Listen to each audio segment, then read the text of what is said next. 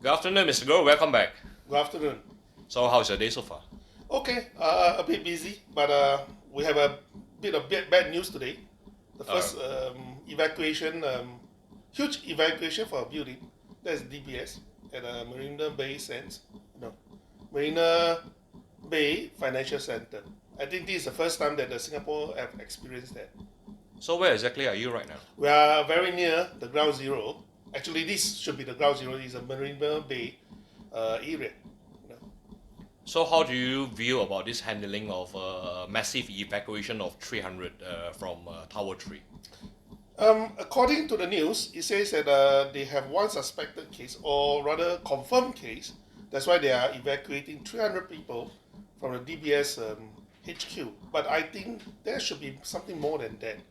You know, you don't just evacuate people just because of one confirmed case.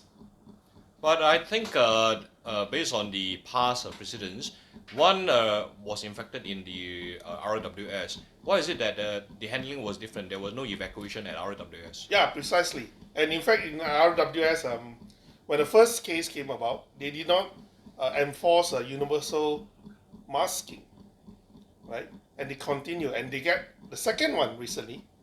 And I do not know whether they are going to respond it differently. So I think something is not right. There are no consistency in terms of strategy and tactic and measures that is put across. There's a very interesting piece of news today that those who are obese should be wearing masks. And this is penned by Singapore doctors. What is your view about this recommendation? I think that's a bit presumptuous that obese people will have what high blood pressure, um, well, long-term illness and all that. That's why I think that is the the reason why the doctor actually prescribed such advice. But I think that's over presumptuous. Everyone should put up a mask. So, in your opinion, as most of the victims have died from complications and from especially the elderly, and that is why this recommendation about those who are obese ought to wear masks. Is that what your view is? Yes, I think that's precisely what the doctors was thinking. But having said that, we must realize that everybody, or almost every family, have elderly or persons with complications, health complications. So even if you are healthy, you went out without a mask, and you are infected, you went back and you infect your own family, you still come back to the same problem. The number has been heading north. Okay, do you think that the government of the day has been doing all the wrong things insofar?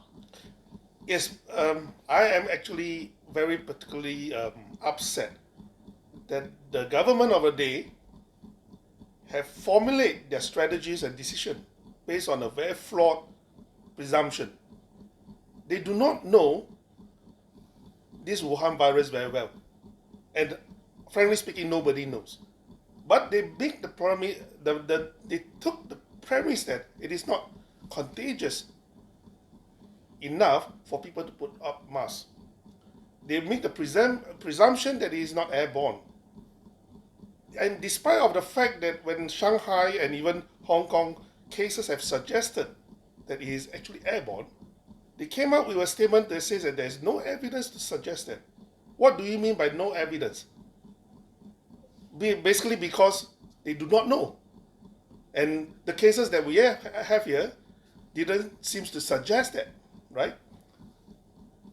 Now, there has been scientific findings that the incubation period can ranges between a couple of days to 24 days, and today there is even a notification to say that a lady in Shanxi have it for what 42 days.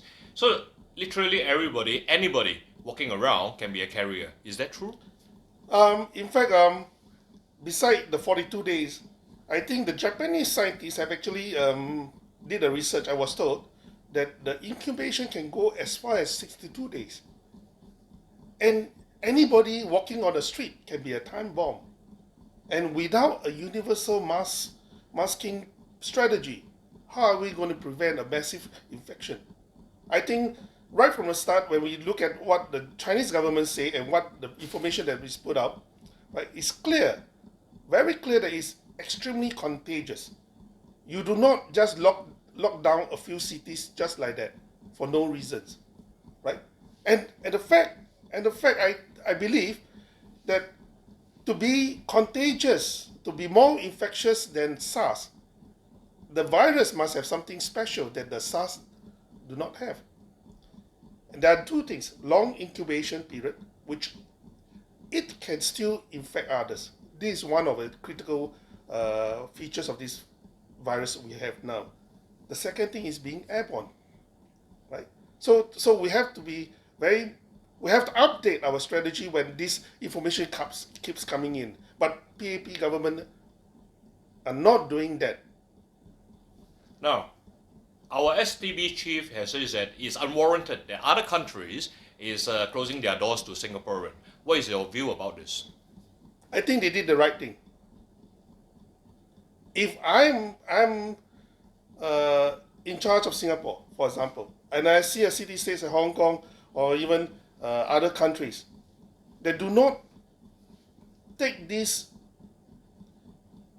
virus seriously to ask people to put on masks, that's number one, and the countries start to have infections that exported out to other countries, I will ask my citizens not to visit there. Now, since our DOSCON have alert goes up to orange, we have numerous countries from Dubai, Sarawak, and so on and so forth. Even Malaysia today is contemplating banning Singaporeans from entering Malaysia. It is under their consideration. So, if we are being isolated, what do you think will impact our whole economy this time around? It will be disastrous. From right from the beginning, you make a wrong assumption, and based on that assumption, you make the wrong presumption and strategy, and everything will fall out. And if we do not react now to go for universal masking, other people will lose confidence in our management. So, Mr. Goh, moving forward, what do you think is going to happen within the next couple of weeks in Singapore? I think within this week we will reach red alert situation, and it will depends on how PAP is going to manage it. There's no option left that we have to lock down. People have to work from home, right? And universal masking have to be encouraged. It is okay to make mistakes, you know. It's okay for PAP to say that, oh, we have a wrong assessment in the first place, and we are now encouraging people to put on masks. If there isn't enough masks, go and look for it, right? And if there's really not enough masks, just teach people how to do their own masks. That's the only way we can look into. Based on the observations so far, we realized and we witnessed there are a lot of tourists and mostly Chinese nationals who are wearing masks walking around in Singapore. Why this phenomenon? It just shows that we are complacent. They came from a war zone with massive infection, and they really understood the risk of infection, and that's why they are putting all the precautions into it. But look at Singapore. It's because we are too docile. We listen to PAP government too much, that we are too complacent. Now that you are at ground zero, and MBFC is a stone throw away, what if the Marina Bay Sand area we have suspected cases over here? Do you think we should shut down the whole entire MBS? We have to do it. That's the only way forward. If we do not do it, and the tourists who are suspected cases pass it on, infect other tourists that comes in, and move around the whole area in Singapore, we are done for. A lockdown on a MBS will have to be effected. We have been hearing time and again there are sufficient masks everywhere. I think, Mr. Goh, you personally have experience going to retailers to purchase masks, and there are long queues, and there is only a couple of boxes per person. So, what is the truth behind all this saying about that we have sufficient supplies of face masks? the truth is we do not have sufficient if we are going to have universal masking, which is the most effective to reduce the risk for everyone, right? And that's the truth. You cannot keep saying that we have enough masks, but people on the ground feels different, and that will actually make things worse because people will start to think that the government is not trustworthy, is lying, right? And that is precisely why people got panicked by, because they no longer believe what the government says, which I believe we have enough supplies, the food supplies for 6 months. I think that's actually a type of protocol that we keep our survivor. 6 months supplies we have to keep for food. I don't think we have enough masks. As a former SAF officer, you are well aware of this term, AOS, appreciation of situation. Do you think we have failed in the recent AOS of Wuhan virus? We have a few generals in PAP cabinet, and they did not understand AOS at all, and that's very worrying. You do not just look at what information given by the enemy. You have to look at what they are doing, what's their intention, and what's the underlying reasons for them to do some things. I've said again and again, the data that comes out from China may not be accurate, but what they actually do signifies the emergency, the urgencies of the situation. And right from the start, when they start to panic and lock down a lot of cities, that is a sign to be very concerned. We should have gone into orange straight away. We should have blocked everyone that comes in from China, right? Except for our own citizens. And that is the failure of the general in the AOS, and I'm very, very disappointed. Interestingly, you mentioned the word enemy. So, for the sake of clarification, is China the enemy or is the virus the enemy? Well, the virus is the enemy, right? That is very, very concerning. But China itself, for whatever reasons, for whatever pride they have, right? They have actually suppressed information before this. And that's why they are getting very serious situation down there. I hope in Singapore, PAP government do not suppress any information. Do the right thing. If there are going to be a massive infection in any places like MBS or any hotels, just lock it down. We have to bite the bullet because of our survival. Since Mr. Goh, you say Singapore today is the battlefield now against the virus, our enemy. Is there any fallback plans? Is there any escape plan for us Singaporeans? The tourists can go back to their countries. The PRs can go back to their countries. Work permit workers can go back to their countries. We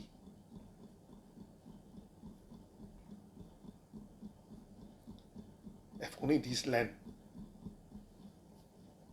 right? So whatever we do, we have to protect ourselves and protect this land. And not just because of economics or whatever reasons it is. Put away the egos. Make a mistake, correct it. Do the right thing. Put up the right strategy right now before it's too late. Right? In fact, it is already very late. Why other countries are putting travel advisory against us? Because they have lost confidence in our management. We have exported out so many infections to Malaysia, to Britain, even to France. And this cannot carry on. Mr. Goh, as you say, this is the last piece of soil we can call home. So any messages for Singaporeans before we part way? Well, in times of crisis, right, there is no need to be panicky. Despite of the leadership that we have is mediocre. But we have to be responsible for ourselves and our family. Right? Use common sense to decide whether to put on a mask. Crowded places, please put on a mask. Public transport, put on a mask. Right? Do not just listen to anyone blindly. Right?